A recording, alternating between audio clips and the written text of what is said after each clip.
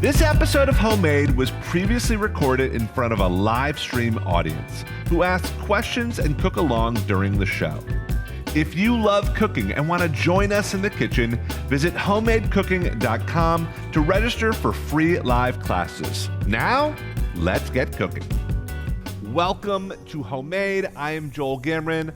I'm the head chef and founder here, and I'm going to say seafood obsessor, aficionado. I grew up in Seattle, so fish and seafood have been on my table forever, my whole life, as long as I can remember. It's on my table now at least 3 times a week, and so excited to tackle swordfish with you guys today. This recipe is killer. Kat is in the chat. She's another chef. Kat, say what's up. What's up? What's up, girl? Kat's amazing. She's from Hawaii originally, so she knows her seafood inside and out too. Did you have it like pretty much every night? Not every night, but it was pretty often. Yeah, like 4 times a week. Yeah. Yeah, it's just like that's just when you live on the coast, you should be eating fish 4 or 5 days. So much poke. So good for you. Yeah. Did you say so much poke? Really? Lunch?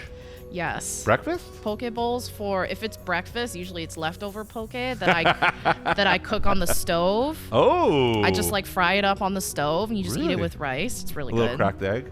Yeah. I would do a little ahi with cracked egg. Yeah. And guys, let's dive in. This recipe, no joke, kind of seems fancy because it's got a fancy name, steak au poivre, right? Swordfish au poivre. But again, it's a black pepper sauce, so easy to make. It's kind of one pan. We're doing some frites with it. You don't need to. Steam some broccoli, make some couscous, whatever you want.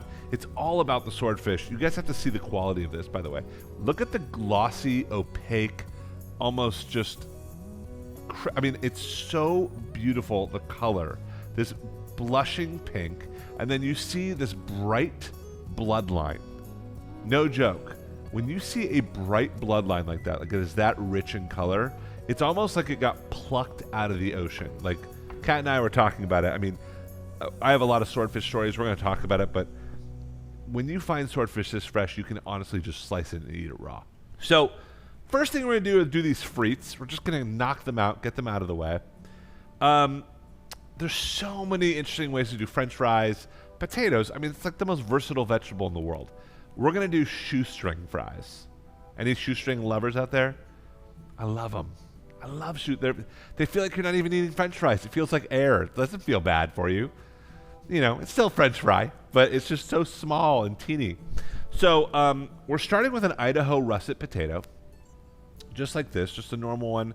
We gave it a good scrub, and the goal is we really want to get it as thinly sliced as possible. We've got some neutral oil, so this could be peanut oil, canola oil, oils that don't have a lot of flavor, right? Neutral means neutral in flavor. So I have this at about 350 degrees, 375 degrees, and it's just getting hot. So if you're cooking along, grab some oil. I put it in a nice deep pot, about halfway up, about 350 degrees. Easy. I'm going to take this potato, and I'm going to just start with a peeler. This is just one way to do it. Peeling back the potato. I'm not going to peel the potato. Peel this into strips. See what I'm doing here? You can do this with a mandolin too. Or, if you're really good with a knife, rock it out. But you get these really nice paper-thin strips of potato, and then you just kind of stack them like cards, like this, and then you just run your knife through them until you have these really nice little shoestrings. So we have a bowl of cold water, and you can see I'm just putting the potato shreds. You don't need to soak it for long, but you just kind of scrub it, rough it up a little bit until the water turns kind of pale. See how it's doing that? That's all the potato starch. All right, and then what I like to do is just grab these potatoes. Let's start with a handful here. And I'm going to put them on a tray that has paper towels on it. And just kind of spread them out. And then I'm just going to start blotting these dry. So then we've got these nice dry almost starch-free potatoes. We've got our warm oil at 350, and you just want to kind of put them in there. Look at that. How cool is that? Hard to see because we're steaming so much, but there's so much steam, and the bubbles are so loud, and they're so big because there's so much water still in the potatoes. Even though we dried a lot of it, there's still going to be a lot of water left on it. So the bigger the bubbles, the less crispy they're going to be. The louder it is, the less crispy it's going to be. You want it silent with baby bubbles. That means there's almost no water left in these potatoes, and so there's not vigorous bubbles, and it's not hissing, if that makes sense. The oil will tell you. This tool, if you don't have it for frying, is crucial. This is called a spider. So I like to get in there and kind of move around my potatoes. You can see they're already starting to brown, but they're not there yet. I can still hear and see big bubbles. So even though they're turning golden brown, you just want to wait that extra second to let them get a little darker. So while those are going, I got a couple more ingredients that really take these shoestrings up a little notch. A little truffle oil. Okay, do you need it? No. Is it delicious?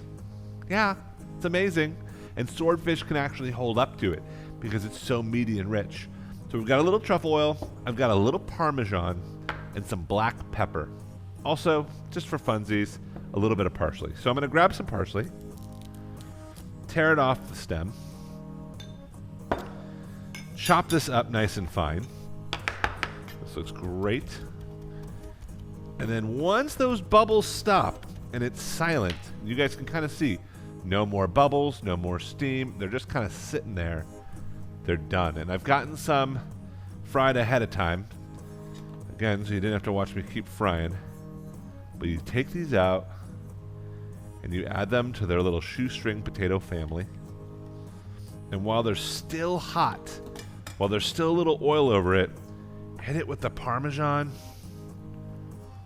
Hit it with all that herb. Again, just for color. Lots of black pepper. And then a ton of salt. And then don't forget, teaspoon, just a splash of the truffle oil. And you can kind of toss that through. Wow. How fun are those? See if you guys can just hear the crunch. I mean, could charge $40 for just these potatoes. So these can be pushed to the side. All right, when you have frites that are so thin and crispy, it's kind of like a potato chip. They can kind of just sit there, and they're going to stay crispy. All right, let's get to the main event, shall we? Frites are beautiful, but swordfish is more beautiful. So, swordfish, oh my gosh. This is, I have a lot of friends who hate fish. They just don't eat it that much. They don't know how to cook it. They get nervous about cooking it. And I always say swordfish is like the gateway fish. It's like the fish that gets you obsessed with cooking fish. It really does. Why? Texture mainly. It's really meaty. It's like literally you can slice it like a steak. It's got chew. It's got bite. So when you're choosing swordfish, you do want to look for this bloodline. And, when I lived in Italy and I'd go to the seafood markets, this is what they would measure seafood by, which is swordfish by, which is how bright is the bloodline. And it needs to look like fresh blood, right? Not blood that's been dried, but like fresh, bright blood. And I know that's like, oh, why is Joel talking about blood? Guys, we're talking about some, fish. So if you want the freshest, you need to have that. For this recipe, for this kind of black pepper version, I want you guys to get a non-stick pan on a medium-high heat. And I'm going to start with some olive oil in that pan. A couple tablespoons. Cool. Now to my swordfish, I want to crust this with black pepper and salt. Crust it. I almost don't want to see the fish. It's going to build this outer crust that is unreal. So I already have some black pepper that's ground, but you can totally just take it from a pepper mill. And I'm going to sprinkle it from up high so it really evenly distributes over this fish. You guys, I'm just crusting the other side. Lots of salt, lots of black pepper. Again, I almost don't want to see the flesh of the swordfish. I know that seems like a lot of black pepper, but that is the recipe. You see how much black pepper is on there. It's literally a crust. So whenever I cook anything in a pan like fish, it's going to cook within 5 minutes. These are going to take about 3 minutes on the first side, 2 minutes on the second side. We'll talk about why. The thin ones probably about 2 minutes on the first side, 1 minute on the second side. So here we go. I'm going to start with the thin ones starting at 12 o'clock. And I'm going around the clock just so I remember which fish I put in first, so I know which ones to turn first.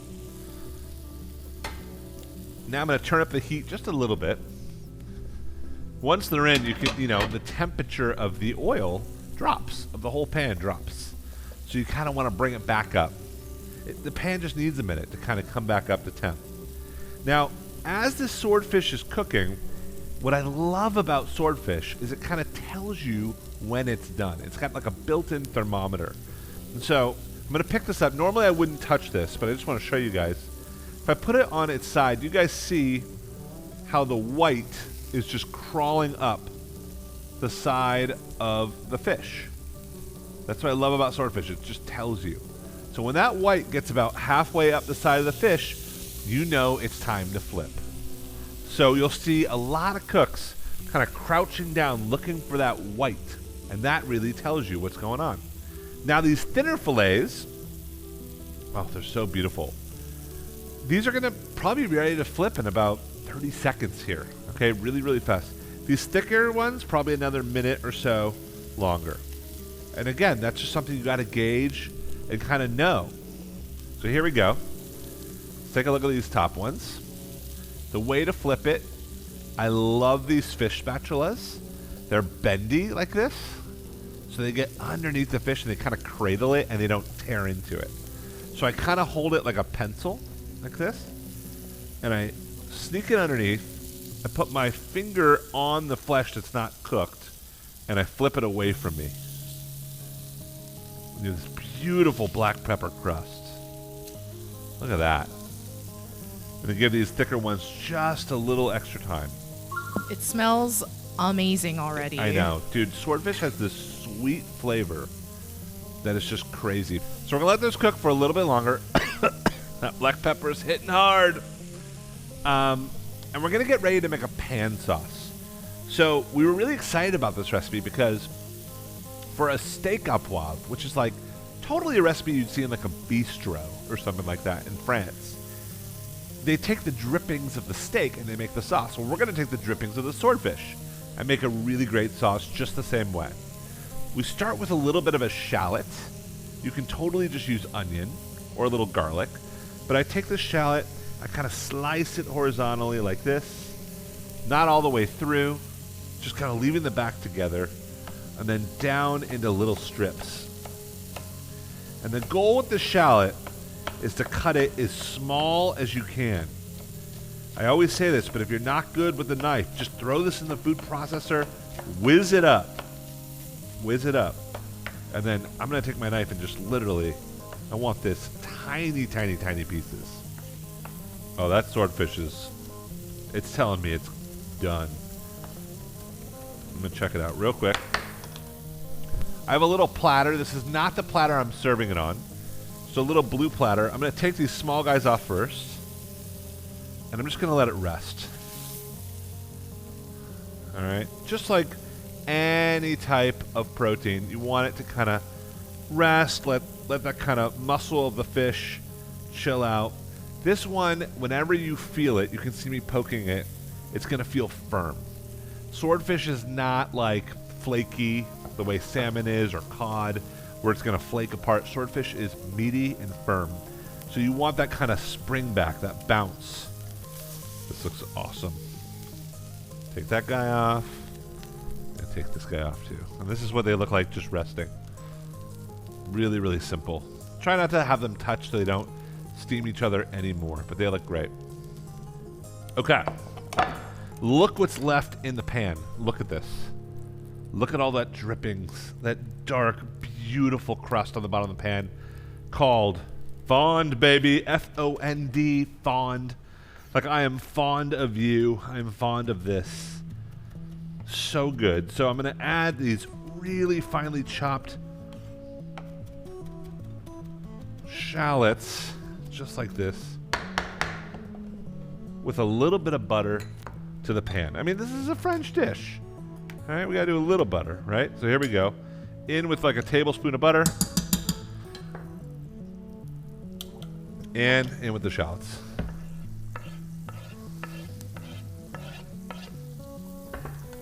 And just start with like a spoon, just letting those shallots kind of just move in the pan and just start to kind of caramelize. Then, right when they start to kind of brown, which is going to happen pretty fast, we're going to add some green peppercorns. So I'm going to add these and talk about them. I'm going to add most of them, but I'm going to show you some. So green peppercorns are pickled peppercorns. All right, so we let that cook. Then, next up, again, we're in France. We got to do it. Oh, do you have a question? Yes, there are some folks wondering if you can use capers. Ooh, first of all, totally. It's not going to have the same flavor. They look the same, but it's not going to have the same flavor. But capers would be great in this. Absolutely. Just be different. Yeah, it's hard to think of what I would replace black peppercorns with. I'd probably just go with extra black pepper and maybe a splash of, we're going to add it anyways, but acid. So we're going to use lemon. But right now, see how dark I'm letting this get? Now I'm going to add a little bit of wine. And that's just going to deglaze the pan. Look at that. And I'm just going to scrape the pan with my spoon. Look at that sauce starting to come together. Oh, it smells amazing. And I'm just using the back of the spoon and just scraping all the good crust that the swordfish left. That looks incredible. And then we're going to go in with a good amount of heavy cream. Now we're really going to France. We're going to let this start to kind of come up to a boil. But before we do, I want to add even more black pepper. So a nice big pinch or a couple cranks would be great. Nice big pinch of salt too. All right, so 2 more ingredients that really set this sauce off. Okay, one, we want parsley. This one we do not want to over chop because we do want the flavor. So I just chop it once or twice through. I'm going to use a little bit of the stem because I love the stem. So I'm going to use half right now in the sauce and half for garnish. And then, I mean, I just have to call it out. We've got a little butter and a little bit of lemon. So I turn it off and then I add my lemon. And we do that so the lemon doesn't curdle the cream. And then I want to plate up. First thing is I'm going to grab all the resting juices of our swordfish and I'm going to add those into the sauce, just like you would a steak. Just kind of fan these up. That looks amazing. And then just a giant pile of these fries. I might slice up a little limon, and then I go in with that sauce. You can dip the fries through this. My wife would love that. I might take a little extra parsley that we left before over the entire dish. Ladies and gents, shoestring fries with a swordfish au poivre, peppercorn swordfish. Done in, let's look at the time, 40 minutes, front to back. Insanity. So a little knife here, a little bit of this sauce.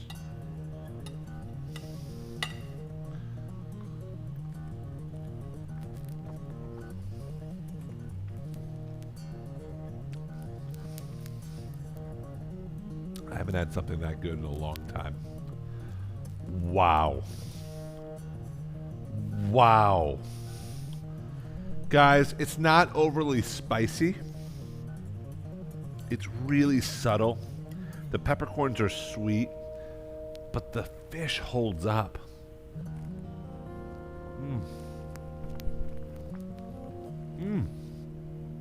so much fish, we get lost in a sauce this rich. We just get lost. That's just the reality. I'm going to try the frites just to counterbalance. Heaven. Bliss. I love it. Guys, this is one of my favorite dishes I think we've made this year. This is, and I don't say that often. I love all of our classes, but this is dangerous. Oh my gosh. Enjoy. Have a great weekend. We'll see you next week, Tuesday. We'll be back in the kitchen. Take care, everybody. Good to see you. Hey there, I'm Joel Gamoran. I'm the head chef and founder of Homemade, and we launched Homemade with the idea that we want to bring cooking and the kitchen to the world. So if you love cooking and want to join us in one of our free live stream cooking classes, head to our website, homemadecooking.com. That's homemadecooking.com to register today.